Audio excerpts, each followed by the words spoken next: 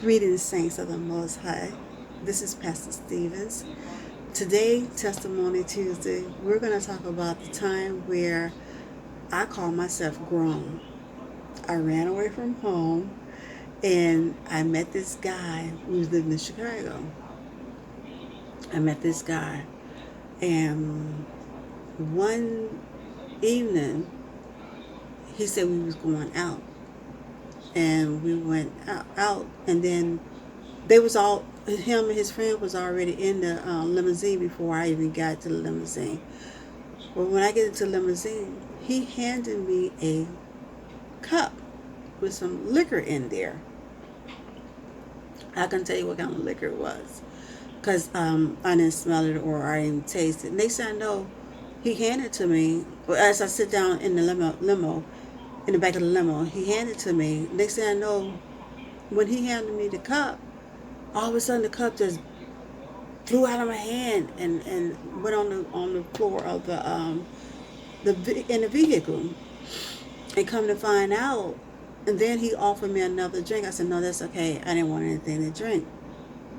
Come to find out, when I returned back home to my mom, she said she seen in a vision that he had put poison in that drink, and she was praying and praying and praying that I wouldn't take that drink, and all of a sudden the drink spilled, just dropped out of my hand.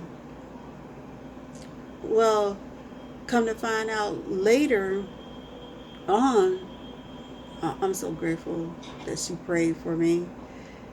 I'm so grateful I did not drink that drink, because I don't know what kind of state of mind I would be in as of this day. Well, some years back, as years have went and everything, then all of a sudden, some years back, I get a phone call, and my son tell me that that person who had given me that drink had died.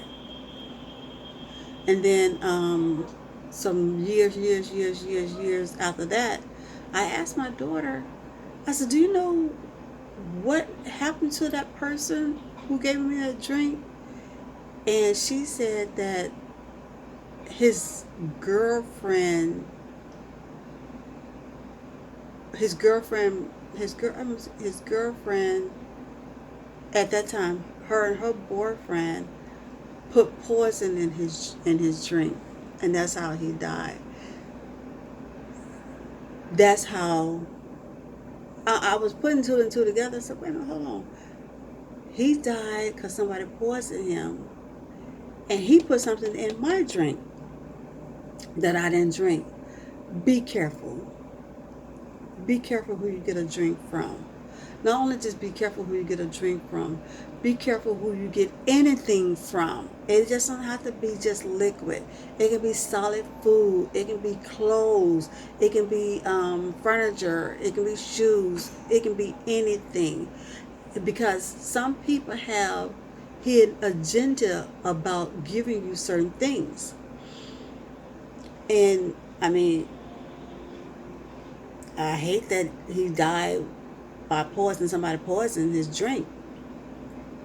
But you just don't do dirt to someone and think that it's not going to come back on you. It might not come back that same moment, in that moment. It might not come back the next day. It might not come back the next week. It might not come back next month. But somewhere down the line, it will come back to you.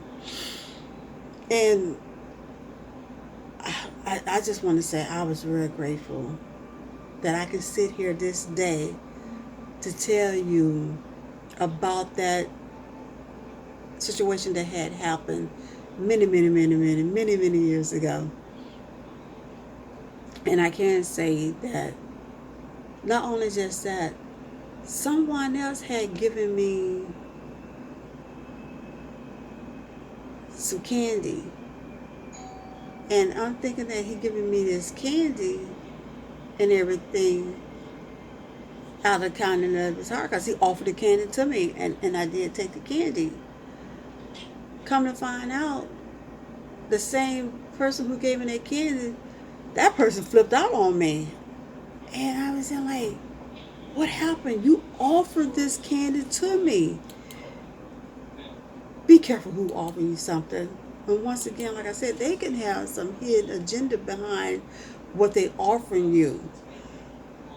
And not only just that, they can some people, some, I can't speak for all people because I don't know all people, but I'm speaking for the ones that I have an account with. They can say, well, remember I gave you this, I gave you that, I gave you this. If a person will give you something and then turn around and bring it up, that person will give it to you out of the kindness of their heart and everything. But mostly, just be careful of your surrounding. Not only just your surrounding. When you go somewhere, someone offer you that drink. I mean, take it, but don't drink it. For some odd reason, get rid of it. Just pretend like you knocked it out of your hand and it was an accident. Because come to find out, when we was in the limo, he didn't drink anything. He had a cup as well. He didn't drink anything. I did not see him or anyone else in the limo drink. Come to think of it. And now it's so clear to me. He had he had a bad excuse me, he had a bad not a bad, but he had a wicked agenda behind that. He could have what is it, put some drugs in there, or what they call it, Mickey, or date rape drugs or something that would have had me like spaced out, where I was at. And even though he had the hidden agenda, it didn't work. It didn't work. Through the power of prayer, you are blessed to have someone who praying for you and not against you. That was a blessing for my well-being. That was a blessing. And it's like many other things that come to surface about, like, from this day, from this day forward, I would never have the true answer. Why would you do that? Why would you put something in someone's drink? Because when we was living in Chicago, I have a nephew. Someone gave him a drink, and he hasn't been right ever since then. He has not been right ever since then. I couldn't tell you what they put in that drink, but he didn't have a praying mother like I did.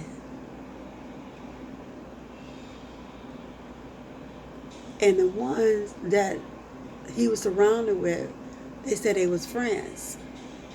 They claimed to be his friends. Then not only whatever they put in his drink, it caused him to go through crack.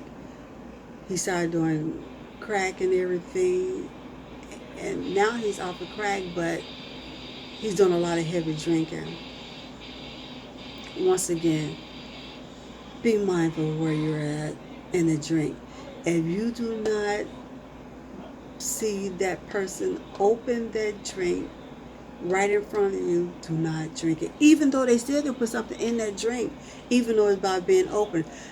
I remember this movie with Samuel Jackson. I'm telling you, I'm not for sure whether he's a policeman or whatever, but that one lady, she was drinking wine all the time. And she was wondering, like, why was she having the hallucination and everything.